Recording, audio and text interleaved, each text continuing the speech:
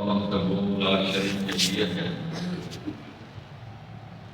جو پوری کائنات کا تنہا خالق اور مالک ہے۔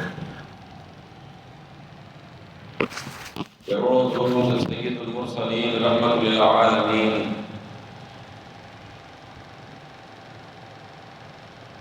ساقی کوثر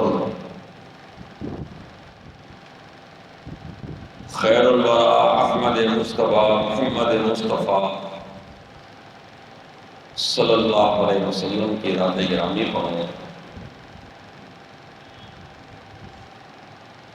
جن کو اللہ تعالیٰ نے اس پوری کائنات کے لیے رحمت بنا کر مبعوث فرمایا۔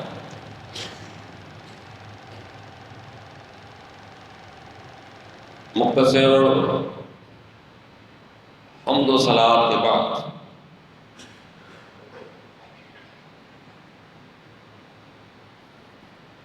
رمضان مبارک کا بابرکت مہینہ جاری و ساری ہے۔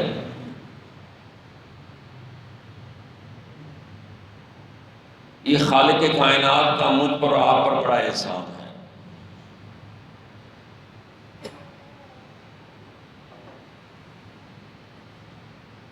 آپ کتاب اٹھا کر دیکھیے، سلف صالحین 6 ماہ تک دعا مانگتے تھے کہ یا اللہ یہ رمضان نصیب کرنا، اور پھر رب کریم کتنا کرم فرماتا ہے کہ اس ماہ کی آمد سے قبل جیسے یہ ماہ شروع ہو جاتا ہے جہنم کے سارے دروازے بند کر دیتا ہے۔ غلقت ابواب النیران،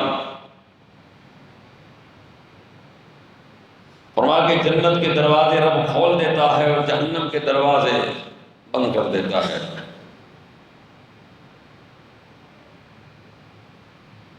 اور روزانہ بغیر کسی ناغے کے وَلِلَّهُ أُتْقَى مِنَ النَّارِ وَذَلِكَ كُلُّ لَيْلَةٍ کہ رب کریم بے انتہا لوگوں کو جہنم سے آزادی دیتے ہیں۔ اللہ مجھے اور آپ کو بھی انہی میں شامل کر دے۔ جہنم گندی جگہ ہے، بدترین جگہ ہے۔ جس نے اس کی تخلیق فرمائی کہتا ہے کہ اس سے بڑھ کر جو ہے کوئی دوسری بدترین جگہ نہیں ہو سکتی۔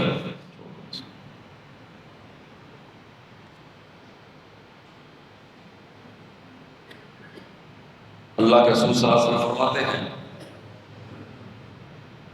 کہ قیامت کے دن یہ جب جہنم کو لایا جائے گا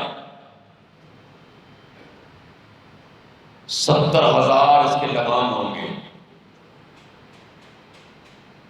ہر لگام کے ساتھ جو ہے 70,000 فرشتے ہوں گے، اس کو کھینچ کے رکھیں گے، وہ پکڑ میں نہیں آ رہے۔ وَجِيءَ يَوْمَئِذٍ بِجَهَنَّمَ يَوْمَئِذٍ يَتَذَكَّرُ الْإِنسَانُ وَأَنَّىٰ لَهُ ذِكْرَىٰ يَقُولُ يَا لَيْتَنِي قَدَّمْتُ لِحَيَاتِي فَيَوْمَئِذٍ لَا يُعَذِّبُ عَذَابَهُ أَحَدٌ وَلَا يُوثِقُ وَثَاقَهُ أَحَدٌ کہ جس روز جہنم کو لایا جائے گا اس روز انسان کہے گا کاش کہ میں اپنے لیے آگے بھیج چکا ہوتا۔ آج روزہ بھی نہیں رکھتا، آج نماز بھی نہیں پڑھتا، زکوٰۃ بھی نہیں دیتا، حج بھی نہیں کرتا، بھلائی بھی نہیں کرتا۔ کہا کہ جس روز میں جہنم کو ڈھاؤں گا ان کو پتہ پڑ جائے گا، اس وقت یہ واویلا کریں گے، اس وقت ندامت کریں گے، اس وقت افسوس و حسرت کریں گے۔ یا لیتنی قدمت لحیاتی، کاش کہ اپنی زندگی میں آج کے دن کے لیے میں کچھ بھیج چکا ہوتا۔ فَيَوْمَئِذٍ لَا يُعَذِّبُ عَذَابَهُ أَحَدٌ، اعلان ہوگا او بندے آج ایسی سزا دوں گا اس سے پہلے تمہیں کسی نے سزا نہیں دی ہوگی۔ وَلَا يُوثِقُ وَثَاقَهُ أَحَدٌ، آج ایسا جکڑوں گا کہ اس سے پہلے کسی جکڑ میں تو نہیں آیا. اعلان کر دیں. کہا کہ جہنم کو قریب لایا جائے گا اور وہ جہنم اللہ سے شکوہ کرنے لگی. تو میرے رب میرا ایک حصہ دوسرے حصے کو ختم کر رہا ہے, کھا رہا ہے, تباہ ہو رہا ہے. اللہ نے فرمایا کہ تجھے 2 سانس کی اجازت دی جاتی ہے. کتنی سانس ہیں؟ 2. فرمایا کہ جب ایک سانس یہ دیتی ہے پھر یہ سردی کی صورت آپ کے سامنے, جب یہ اندر کرتی ہے سردی کی صورت آتی ہے. فرمایا جب دوسری سانس لیتی ہے تو یہ گرمی کی صورت میں باہر ہوتی ہے. اس جہنم سے بچنا سب سے بڑی کامیابی ہے. فَمَنْ زُحْزِحَ عَنِ النَّارِ وَأُدْخِلَ الْجَنَّةَ فَقَدْ فَازَ وَمَا الْحَيَاةُ الدُّنْيَا إِلَّا مَتَاعُ الْغُرُورِ. میرے رب نے ارشاد فرمایا کہ جو بندہ جہنم سے بچ گیا, جنت میں داخل ہو گیا, یہی بندہ کامیاب ہے. وَمَا الْحَيَاةُ الدُّنْيَا إِلَّا مَتَاعُ الْغُرُورِ. او دنیا والو, یہ دنیا کا سامان, یہ سودا, یہ جو کچھ بھی یہ دھوکے کا سامان ہے, بقا نہیں ہے, انتہا نہیں ہے, فانی ہے. اصل زندگی تمہاری قیامت کی ہے اور اصل کامیابی کیا ہے کہ تم میں سے بندہ جہنم سے بچ گیا. اب جہنم سے کیسے بچاؤ گے؟ اس کے بہت سارے اسباب ہیں. جہنم سے بچنے کے بہت سارے اسباب بیان کیے گئے. سب سے پہلی بات تو یاد رکھیے کہ جہنم سے بچنے کا پہلا سبب توحید باری تعالیٰ ہے. جب تک بندہ توحید پر نہیں ہے وہ جہنم میں, یاد رکھیں, توحید پر نہیں تو جہنم اس کا ٹھکانہ ہے. عبادہ بن صامت رضی اللہ تعالیٰ سے روایت ہے, اللہ کے رسول صلی اللہ علیہ وسلم نے فرمایا کہ من شہد اللہ الہ الا اللہ, جس بندے نے اس بات کی گواہی دی کہ اللہ کے سوا کوئی معبود نہیں اور محمد صلی اللہ علیہ وسلم اللہ کے رسول, دخل الجنہ. صحیح مسلم کی روایت, کہ یہ بندہ جنت میں جائے گا, جہنم سے بچ گیا. کس وجہ سے؟ اس کلمے کی وجہ سے کہ اللہ کے علاوہ کوئی معبود نہیں اور محمد صلی اللہ علیہ وسلم اللہ کے رسول ہیں, کا اس پر کا خاتمہ ہو گیا. دخل الجنہ, یہ جہنم سے بچ نکلا, یہ بندہ جنت میں چلا گیا. ایک بندہ عرض کرتا ہے اللہ کے رسول 2 واجب کرنے والی چیزیں کون سی ہیں؟ آپ نے فرمایا ایک بندہ مر گیا اس حالت میں لا یشرک باللہ شیئا, اس بندے نے رب کے ساتھ کسی چیز کو شریک نہیں کیا, دخل الجنہ, یہ بندہ جنت میں جائے گا. کس حالت میں مرا؟ توحید کی حالت میں. اور کہا کہ جو بندہ اس حالت میں مرا ہے کہ یشرک باللہ, اس نے رب کے ساتھ شرک کیا ہے, دخل الجہنم, یہ بندہ جہنم میں جائے گا. 2 چیزیں بتائی گئی جو واجب ہیں, ضروری ہیں. توحید کے لیے جنت واجب ہے اور شرک کے لیے جہنم واجب ہے, اور یہ دونوں متضاد چیزیں مختلف ہیں. ایک سینے کے اندر یہ دونوں ایک ساتھ نہیں رہ سکتی. بندہ توحید والا بھی ہو اور مشرک بھی ہو, مشرک بھی ہو توحید والا, یہ دونوں ایک ساتھ نہیں رہ سکتی. اگر توحید والا ہے تو اسے نفرت ہوگی شرک سے, وہ خالصتاً اللہ کی عبادت کرنے والا ہوگا. اور جو بندہ مشرک ہے وہ توحید سے عاری ہے, اسے کوئی معلوم نہیں توحید کیا ہوتی ہے. جب یہ چیز مختلف ہیں تو ٹھکانے بھی مختلف ہیں. یاد رکھیں,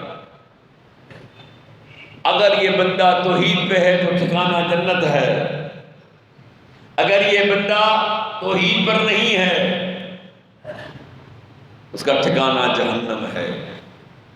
وَمَن يُشْرِكْ بِاللَّهِ فَقَدْ حَرَّمَ اللَّهُ عَلَيْهِ الْجَنَّةَ وَمَأْوَاهُ النَّارُ وَمَا لِلظَّالِمِينَ مِنْ أَنصَارٍ.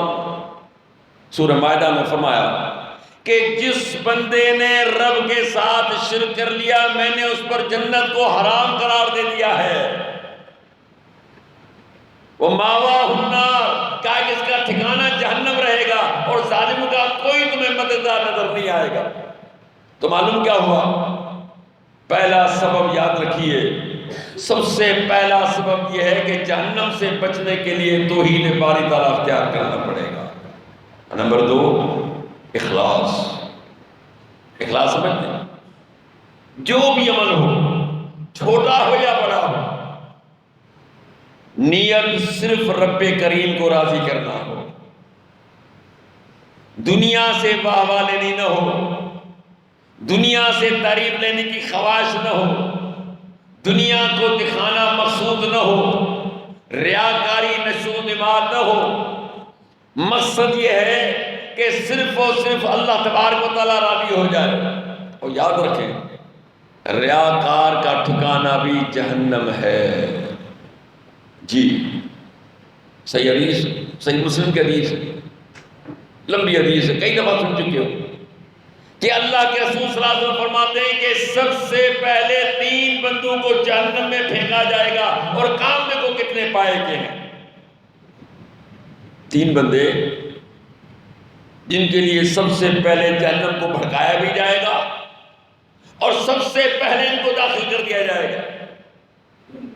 فرمایا پہلے اللہ شہید کو پیش کرے گا، اللہ اسے پوچھیں گے، ہاں بھائی دے خبر، میں نے تجھ پر احسانات کیے، میں نے تم پر کرم نوازی کی، یعنی اللہ تعالیٰ اس کو اپنے انعامات یاد، احسانات یاد دلائے گا۔ کیا کیا؟ جی میں نے اپنی جان آپ کے لیے قربان کر دی۔ جان تو آخر ہے نا، کیا خیال ہے؟ پیسہ تو آدمی دے دیتا ہے، زمین بھی دے دیتا ہے، اور بھی دنیا کی چیزیں دے دیتا ہے، لیکن جان دینا بڑا مسئلہ ہے۔ کہتے ہیں جان ہے تو جہان ہے، ہاں جان میں تو کچھ بھی نہیں۔ یہ عرض کرے گا کہ میں نے آپ کے لیے جان دے دی،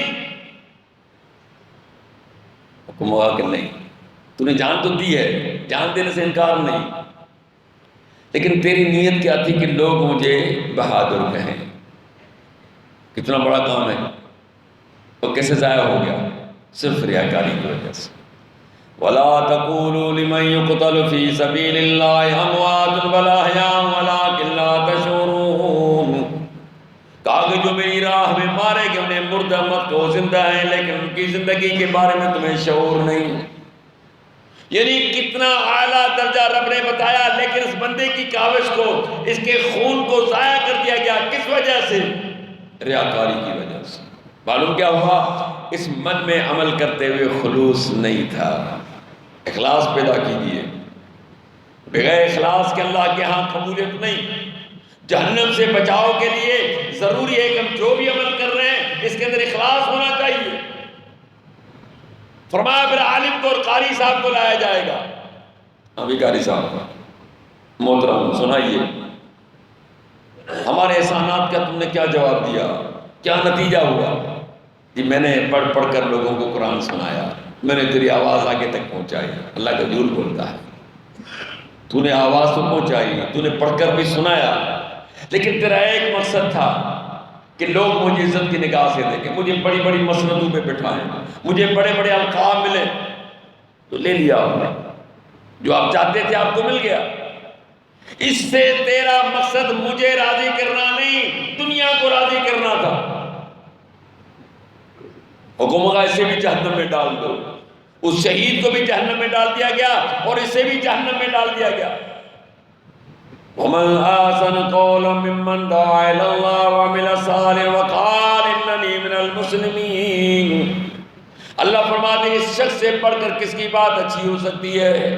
آسان تفصیل کا سگا ہے، سب سے بہترین کا دنیا میں بہترین باتیں ہیں، لیکن اس بندے سے بڑھ کر کس کی اچھی بات ہو سکتی جو اللہ کی طرف پکار رہا ہو، رب کی طرف دعوت دے رہا ہو، برائیوں سے روکتا رہے، نیکیوں کا حکم کرتا رہے، قرآن و سنت کی پرچار کرتا رہے، لوگوں کو اچھی تعلیم دیتا رہے۔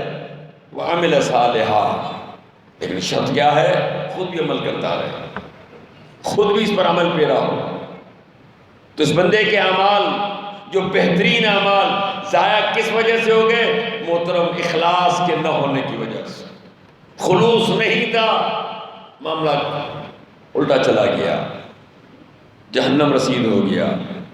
فرمایا تیسرا بندہ جس نے بڑا خرچ کیا ہوگا، خوب اللہ کی راہ میں مال بظاہر دیا ہوگا، اللہ سخی سے پوچھیں گے، ہاں بھی سخی صاحب دے خبر، ہم نے آپ پر احسانات کیے، میں نے مال پر نواز دیا، طرح طرح کی نعمتوں سے نوازا، نتیجہ کیا دیا؟ اللہ ہر اس جگہ پر میں نے خرچ کیا جہاں تیرے نام کی ضرورت تھی۔ کیا سمجھ رہے ہیں؟ اس کا مقصد ہے بڑا خرچ کرنے والا، ایک جگہ نہیں، ہر اس جگہ پر جہاں تیرے نام کی ضرورت تھی میں نے خرچ کیا۔ اللہ فرماتا ہے جھوٹ بولتا ہے، تو نے خرچ کیا ہے، تیرے خرچ سے انکار نہیں، لیکن تیرے خرچ کرنے کا مقصد کیا تھا کہ لوگ مجھے سخی کہیں، لوگ میری تعریف کریں، تو نے اپنی خواہش تو نے پوری کر لی دنیا میں، حالانکہ شان کتنا ہے۔ مثل الذین ينفقون اموالهم في سبيل الله كمثل حبة انبتت سبع سنابل في كل سنبلة مئة حبة واللہ یضاعف لمن یشاء۔ کہا کہ رب کی راہ میں خرچ کرنے کی مثال ایک دانے کی مثال ہے، کہا کہ آپ نے ایک دانہ لگایا، اس دانے سے 7 بالیاں نکلی، ہر بالی میں 100 دانے، ایک دانے کی جگہ کتنے ہو گئے؟ 700 دانے، ایک نیکی کی جگہ کتنی؟ 700 نیکیاں۔ کتنی نیکیاں ہیں کہ بے انتہا خرچ کیا ہے، لیکن اللہ نے رد کر دیا، کس وجہ سے؟ کہ خلوص نہیں تھا، فلوس بہت تھا، مال بھی زیادہ تھا، خرچ بھی کیا ہے، لیکن اس من کے اندر ریاکاری آ گئی، دکھلاوا آ گیا، لوگوں کی واہ آ گئی، یہ سارے اعمال ضائع ہو گئے۔ ان تینوں کو 3 کام، بہترین کام بتا دیے گئے جو جہنم سے بچنے والے کام تھے، لیکن ریاکاری کی وجہ سے تینوں کو جہنم میں ڈال دیا گیا۔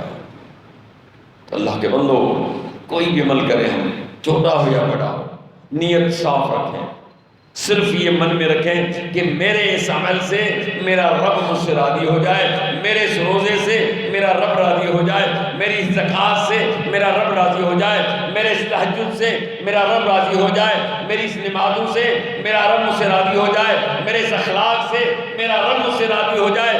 دنیا سے اگر توقع رکھو گے تو دنیا والے آپ کو نہ ادھر دیں گے نہ ادھر دیں گے، بلکہ اپنے ہاتھ سے اپنے آپ کو نقصان دینے والی بات ہوگی۔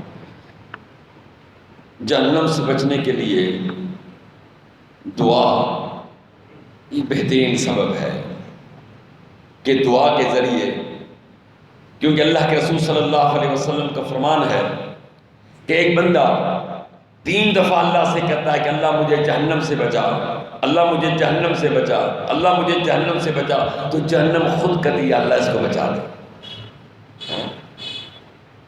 یا اللہ ایسے بچا دے مجھ سے۔ کہا 3 دفعہ کہتا ہے کہ یا اللہ مجھے جنت عطا کر، یا اللہ مجھے جنت عطا کر، یا اللہ مجھے جنت عطا کر، جنت کہتی ہے آپ اس کو دیجئے۔ یعنی جو بندہ جہنم سے پناہ مانگتا ہے، دعا مانگتا ہے، وہ دعا ربنا اصرف عنا عذاب جہنم ان عذابها کان غراما انها ساءت مستقرا ومقاما۔ اللہ عباد الرحمان کی تعریف فرماتے ہیں کہ میرے بندے مجھ سے دعائیں مانگتے رہتے ہیں کہ ربنا اصرف عنا عذاب جہنم، او مولا کریم ہمیں جہنم کے عذاب سے دور رکھنا، ان عذابها کان غراما، اس کا عذاب تو چمٹنے والا ہے، چمٹ گیا تو میں چھوڑنے والا نہیں، انہا سات مستقر مقاما، کہا کہ رہنے کے لیے جائے قرار واپسی کی جگہ بڑی خراب ہے، اچھی جگہ نہیں ہے۔ خود اللہ کہہ رہے ہیں سورہ فرقان کہ میرے بندے مجھ سے یہ دعائیں مانگتے رہتے ہیں کہ اللہ ہمیں جہنم کے عذاب سے پناہ میں دینا، یہ چمٹنے والا عذاب، یہ ذلت کی جگہ، یہ بدترین جگہ ہے، یہ رہنے کی جگہ نہیں، جائے قرار نہیں، ہم اسے مانگتے ہیں۔ عبداللہ بن عباس رضی اللہ تعالیٰ عنہ سے روایت ہے کہ نبی اکرم صلی اللہ علیہ وسلم صحابہ کو یہ دعا اس طرح سکھاتے تھے جس طرح کوئی بندہ قرآن کی آیت سکھاتا ہے، اللہم انی اعوذ بک من عذاب النار، کہ مانگو کہ اللہ میں تیری پناہ مانگتا ہوں جہنم کے عذاب سے، اللہم انی اعوذ بک من عذاب القبر، کہا کہ اللہ کے رسول سکھاتے تھے کہ آپ مانگا کرو رب سے کہ اللہ میں آپ سے پناہ مانگتا ہوں قبر کے عذاب سے۔ بہت سارے کہتے ہیں کہ قبر میں عذاب نہیں ہوتا، میں نے کہا اندر جانا تو بعد میں پتہ پڑے گا نا بھائی کیا کہا۔ یہ ایک ایسی جگہ ہے جو ہو کر کوئی واپس آیا نہیں ہے، وہ آپ کو کیسے مطمئن کرے۔ لیکن ایک بات یاد رکھیں، اللہ نے قرآن میں شروع میں کیا فرما دیا، الذین یؤمنون بالغیب، میرے بندے جو بن دیکھے مجھ پر ایمان لے آئے۔ قبر بھی ہم نے نہیں دیکھی جانے کے، ویسے تو دیکھی اندر جا کر نہیں دیکھی، جنت ہم نے نہیں دیکھی، جہنم ہم نے نہیں دیکھا، ہم نے جو ہے رب کو نہیں دیکھا، ہم نے پرسرا نہیں دیکھا، بلکہ ہم نے تو نبی کو بھی نہیں دیکھا، لیکن رب نے کہا دیا کہ یہ بن دیکھے ایمان لے آتے ہیں۔ تو یاد رکھیں یہ قبر بھی ہے، ایک برزخ کا عذاب ہے جو دنیا سے اس کا کوئی تعلق نہیں ہے۔ لیکن جسے اماں عائشہ رضی اللہ عنہ فرماتی ہیں کہ ایک یہودی عورت میرے پاس آتی تھی، میں اس کو دے دیتی تھی کچھ کھانے پینے کے لیے۔ ایک دن مجھے کہنے لگی اللہ تجھے قبر کے عذاب سے بچائے۔ میں نے کہا یہ کیا کہہ رہی ہے؟ اللہ کے رسول آئے، میں نے ذکر چھیڑا کہ اللہ کے رسول صلی اللہ علیہ وسلم اس طرح یہودی عورت آتی ہے، میں نے اسے کچھ دیا لیکن اس نے مجھے دعا دی کہ اللہ تجھے قبر کے عذاب سے پناہ میں رکھے۔ تو آپ نے فرمایا کہ ہاں شاہ قبر میں عذاب ہوتا ہے۔ فرمایا کہ اس دن کے بعد میں نے سنا کہ آپ صلی اللہ علیہ وسلم یہ دعا مانگا کرتے تھے، اللہم انی اعوذ بک من عذاب القبر۔ باقی جو ہمارے دوست نہیں مانتے، اس کی مثال ایسے ہے کہ آپ کو کہ موت نہیں آئے گی، کیا خیال ہے؟ میں نہیں مانتا، میرے نہ ماننے سے نہیں آئے گی کیا؟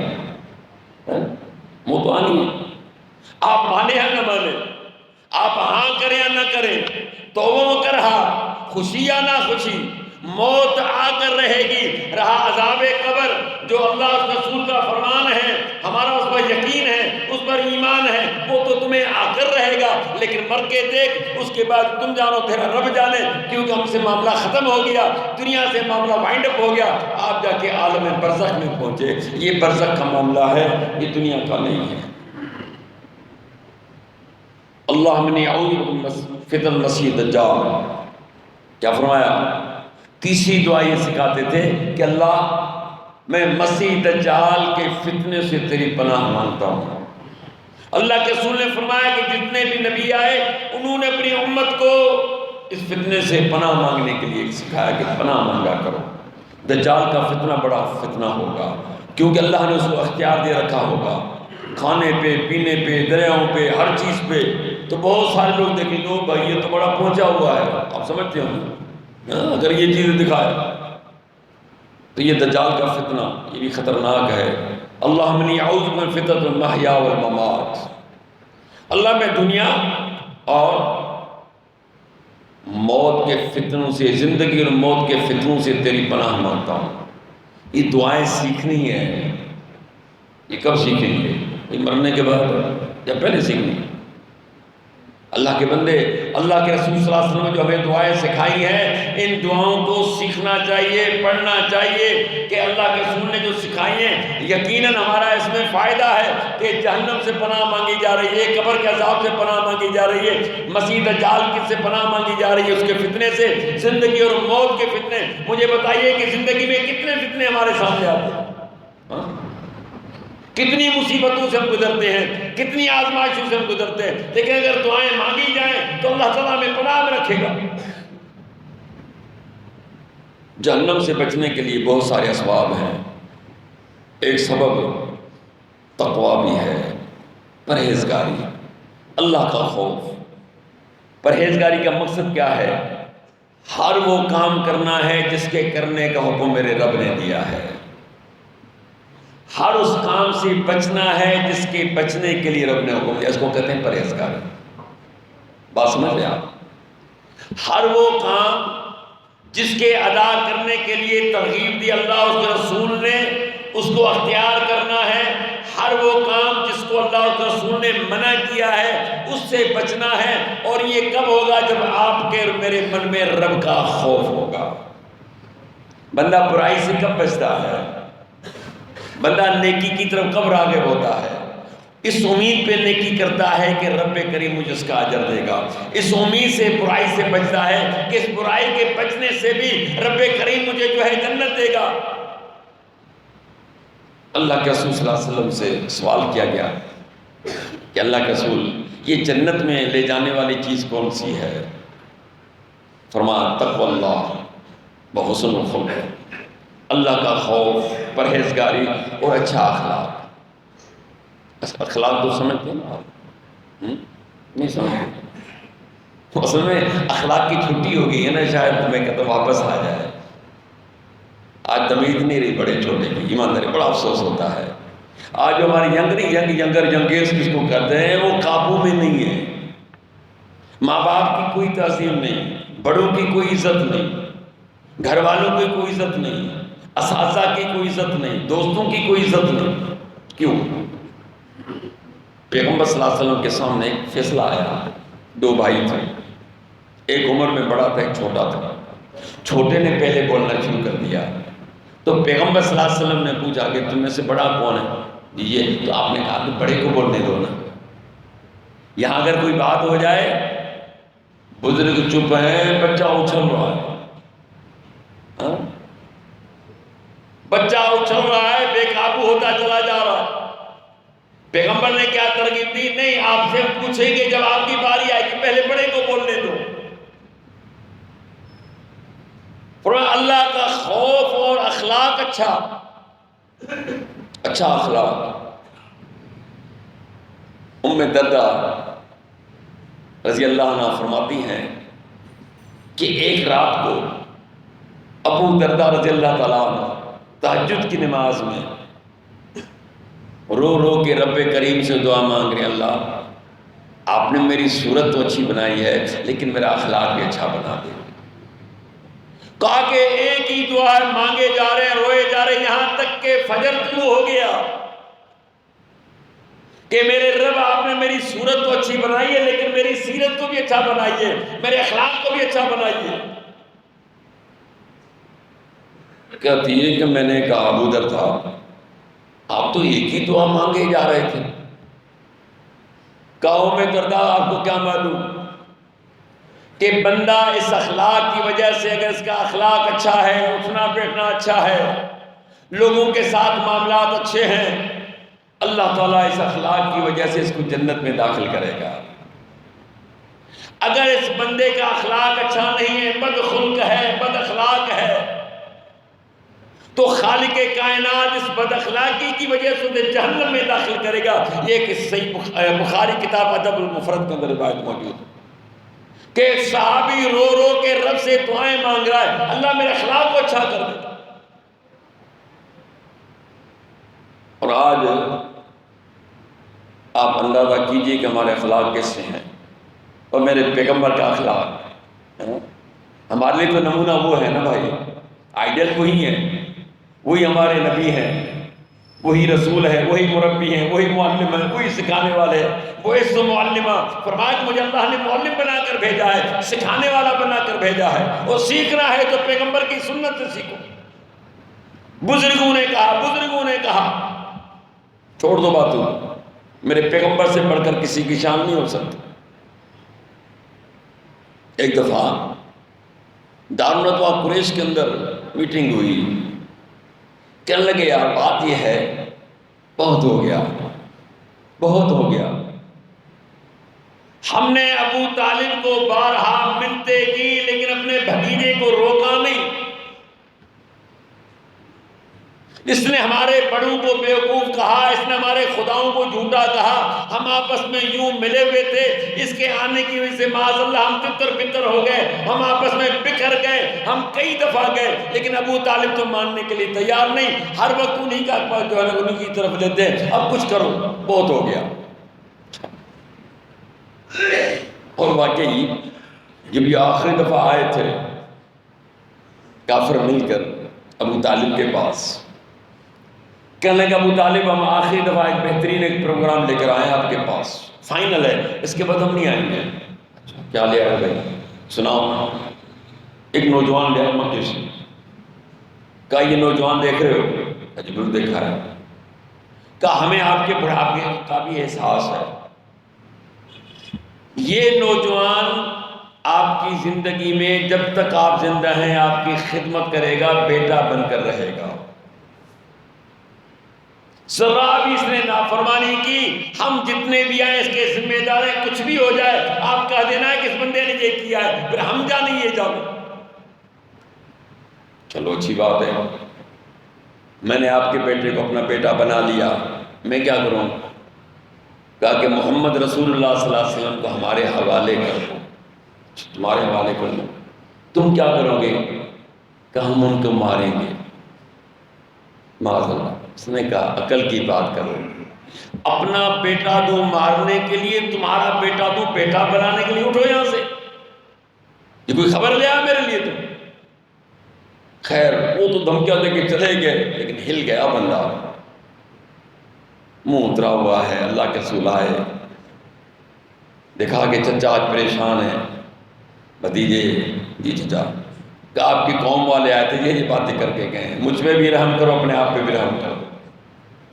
آپ نے فرمایا کہ چچا بات یہ ہے، آپ کا بڑا احسان ہے، آپ کی بڑی مہربانی، آپ نے میرا ساتھ دیا ہے، مجھے سے انکار نہیں ہے، آفرین ہے آپ کو.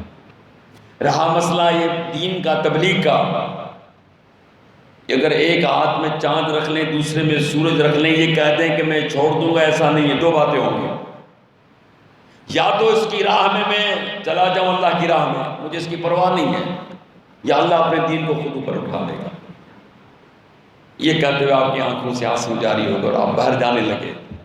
کہتا ہے بھتیجے جی، کہ میں جب تک دفن نہ ہو جاؤں زمین میں نا، جو تمہارا جی چاہے کہتے رہو، میں دیکھتا ہوں کرتے کیا ہی. تو بات ان کی بھی ٹھیک تھی کہ ابو طالب تو سننے کے لیے بھی تیار نہیں ہے. وہ یار کچھ کرو، کیا کریں؟ کوئی دماغ والے لوگ منگاؤ، ذہین فتین.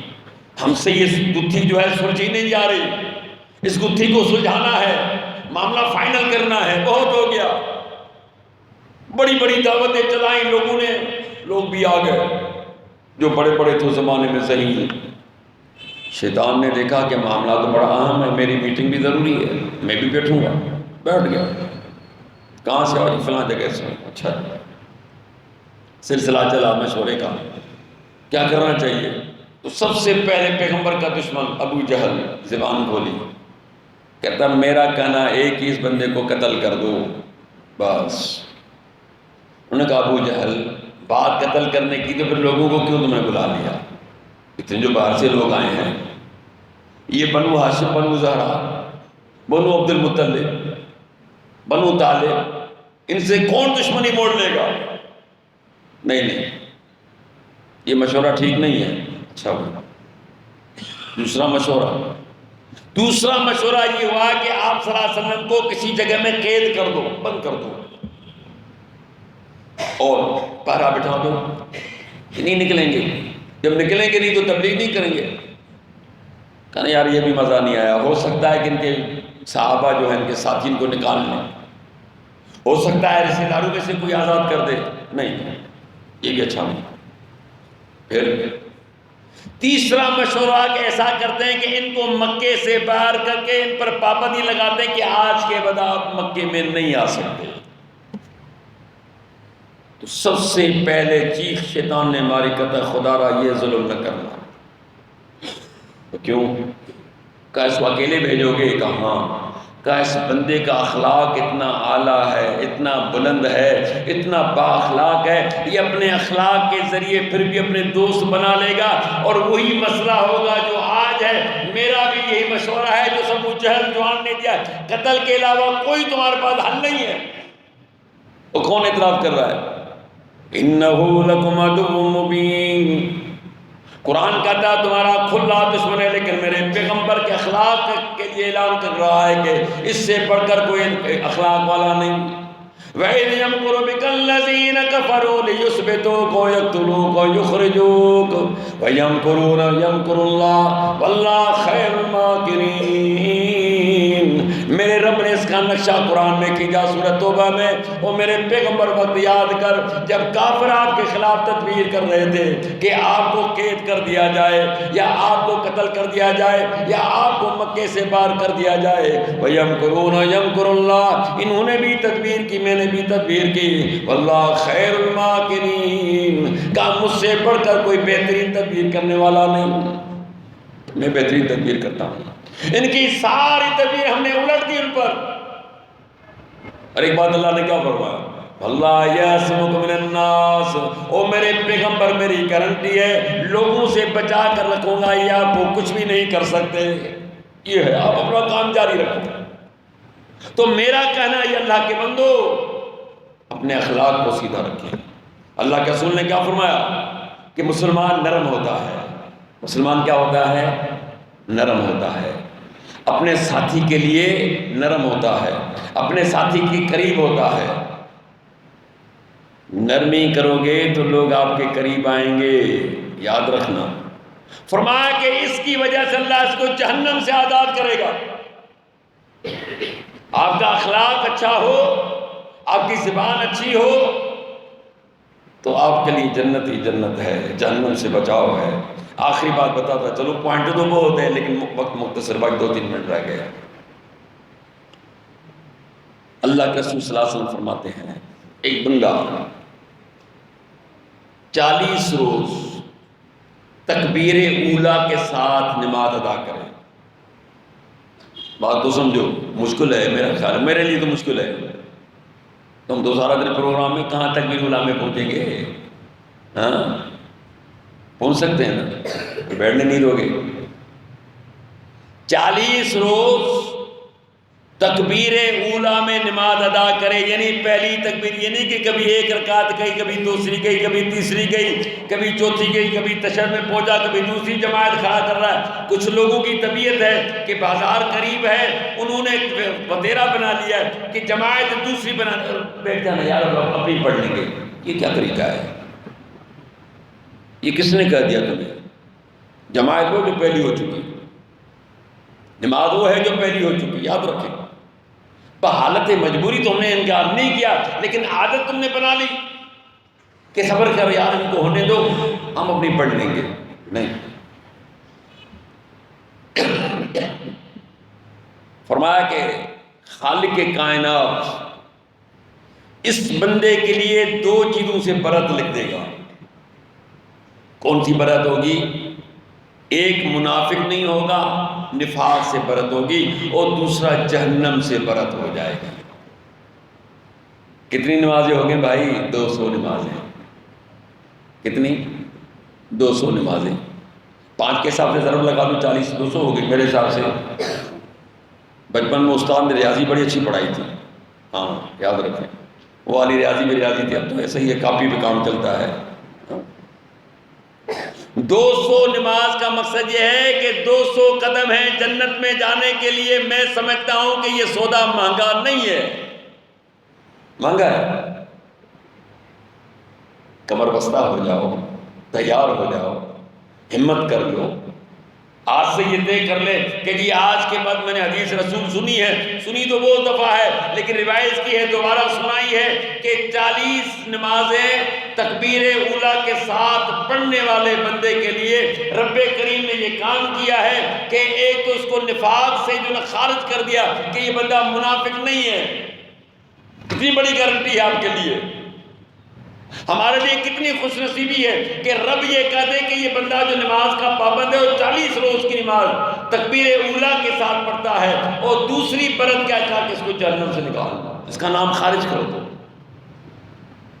تو آئیے، یہ مہینہ جو جہنم سے آزادی کا مہینہ ہے، اللہ کے رسول فرماتے ہیں کہ دن میں اور رات میں اللہ روزانہ دعا قبول کرتا ہے۔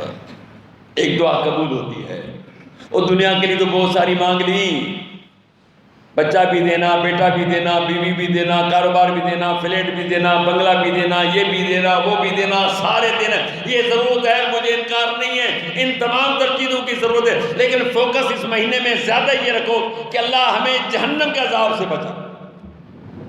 کیونکہ رب یہی کہتا ہے کہ جو جہنم سے بچ گیا یہ کامیاب ہے، باقی دنیا کے معاملات ہے کہا یہ تو دنیا کا کام ہے، یہ آنکھ کی بھوک ہے، وقت گزر جائے گا میرے محترم۔ بس اللہ تعالیٰ سے یہی دعا ہے کہ رب کریم مجھے اور آپ کو صحیح معنی میں قرآن و سنت پر عمل کرنے کی توفیق عطا فرمائے اور جہنم سے آزادی ہمیں مل جائے۔ وما علینا الا البلاغ۔